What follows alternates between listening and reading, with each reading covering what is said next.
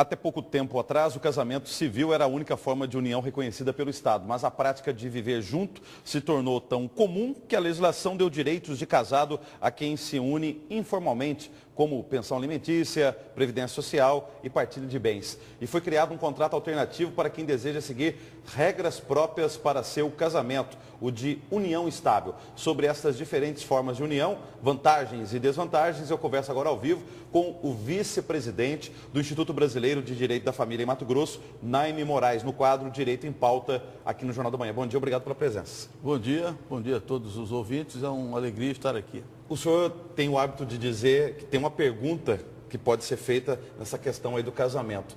Por que não casar? Então, é muito importante responder essa questão, porque outrora as uniões estáveis, elas aconteciam em virtude do quê? Do impedimento do casamento. Então, fulano era casado com cicrano, mas lá pelas tantas eles se separavam, como diz o cuiabanês, ele largava, fulano largou de cicrana e passou a conviver maritalmente com outra mulher ou com outro homem. Daí então veio a união estável a ser reconhecida ao longo do tempo, porque aquela reunião que foi ficando, começou a gerar direito. Então aquela companheira passava a não ter direito, e ela concorria com a esposa, certo? Então hoje nós não temos mais esse entrave, porque existia a dificuldade de fazer o divórcio, existia a dificuldade da separação. A lei do divórcio é de 1977, então até 77 você não tinha nem divórcio, Então a lei foi evoluindo ao ponto de que hoje, com a emenda constitucional 66, você pode divorciar diretamente, sem frescura. Tá certo, tem a facilidade legal. Agora, se a pessoa, igual eu disse, largou da esposa e se ajuntou com outra pessoa de forma informal, quer dizer, não foi no cartório, mesmo porque não divorciou da outra, pode continuar na situação ou ele não? Obrigatoriamente, ele tem que fazer o divórcio e aí, na sequência, casar com a outra esposa? Pode, não deveria, mas pode. O que acontece? Vai trazer sempre uma consequência. O ideal é que se legalize, é que se regularize. Hoje não há impedimento para se regularizar essa situação, está muito fácil.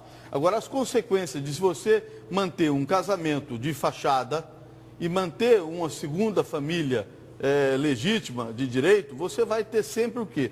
Um conflito de interesses, você vai ter dificuldades. Na hora que uma dessas pessoas quiserem se separar, ou a separação se der por causa da morte, vai ter problema. Uma pessoa pode se casar e se divorciar quantas vezes? Quantas vezes quiser. Fique à vontade. Inclusive pode divorciar e casar com a mesma mulher, certo? Não tem problema nenhum, está facilitado. E tem uma idade mínima e máxima para se casar no Brasil? Na verdade, a idade mínima é 18 anos. Abaixo de 18 anos tem que ter autorização dos pais. E não existe idade máxima. Existe sim o quê? Vamos dizer assim, uma segurança, uma garantia para aqueles que casam acima de 70 anos, que o regime de bens tem que ser obrigatório. Agora, essas regras valem para pessoas, casamento de pessoas de sexos diferentes ou do mesmo sexo, no caso das relações homoafetivas? Hoje já está tudo liberado. Então, hoje as relações chamadas homoafetivas, elas já são permitidas pela lei, o Supremo já decidiu, Então já não há qualquer óbice para as pessoas do mesmo sexo se casarem.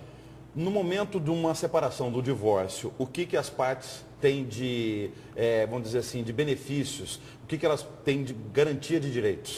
Talvez a coisa mais importante aí, e eu até faço questão aqui de mostrar, o que é o casamento e o que implica nesse casamento. E aqui, quando eu falo casamento, eu vou estender também para a união estável. A lei estabelece o quê? Que o casamento, ou que essa união estável, é uma comunhão plena de vidas.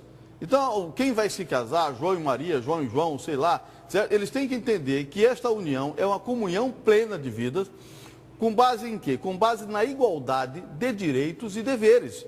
Então, o casamento, que é uma sociedade, implica o quê? Se eu estou casando com Maria, eu tenho direitos e obrigações. É um contrato. É um contrato, é uma sociedade. E esta sociedade, ela é firmada em dois pilares. O pilar socioafetivo, ou seja, o amor, o afeto, o carinho, o cuidado, a proteção, o beijo na boca. E o quê? A questão econômica e financeira, porque essa sociedade tem custo. Então, quando João e Maria decidem ficar juntos, ou João e João, Maria e Maria, existe o quê? O mesmo sonho. O propósito de ficarem juntos é sonhar o mesmo sonho. Então, você tem, primeiro, uma implicação e um propósito de ficar juntos. e a consequência dessa dissolução, dessa separação. Essa separação e a consequência disso vai se dar em relação ao regime de bens escolhidos. No caso da união estável, se não escolher nenhum regime de bens, o que se aplica é o da comunhão parcial de bens. Explique para a gente qual que é a diferença da união parcial, da união...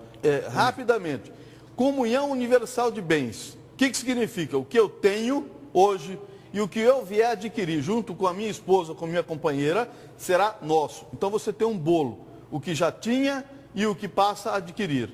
Comunhão parcial de bens é daqui para frente, ou seja, o que eu tinha é só meu, certo? É só meu, e o que nós adquirimos daqui para frente é nosso, tá? Separação de bens, cada um fica com os seus bens. E eu não vou falar dos aquestos, porque é um pouco enrolado, aqui acho que não compensa, ele é trabalhoso. Muito obrigado pela presença ao vivo, bom dia, boa semana. Bom dia, espero ter esclarecido, estamos à disposição.